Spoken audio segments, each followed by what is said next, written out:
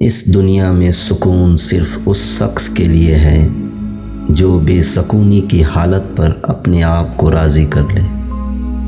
طاقت سے دشمن کے اوپر فتح پانا آدھی فتح ہے، اور محبت سے دشمن کے اوپر فتح پانا پوری فتح۔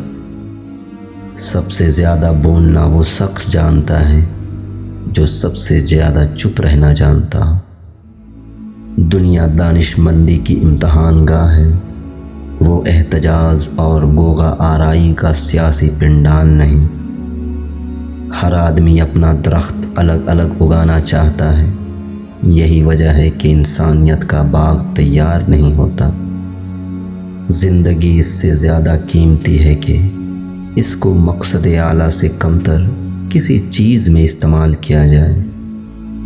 دن بہرحال 12 گھنٹے میں ختم ہو جائے گا، خواہ آپ اس کو استعمال کر رہے ہوں یا برباد۔ آدمی اگر کل کے امید افزا حالات کو جانے تو وہ کبھی آج کے مایوس کن حالات پر دل شکستہ نہ ہو۔ سب سے زیادہ نادان وہ شخص ہے جو چھوٹی چیز کی خاطر بڑی چیز کو کھو دے۔ پھول سے آپ کانٹے کو جدا نہیں کر سکتے، خواہ آپ اس کے خلاف کتنا زیادہ احتجاج کریں، خواہ آپ اس کے اوپر بلڈوزر چلا دیں۔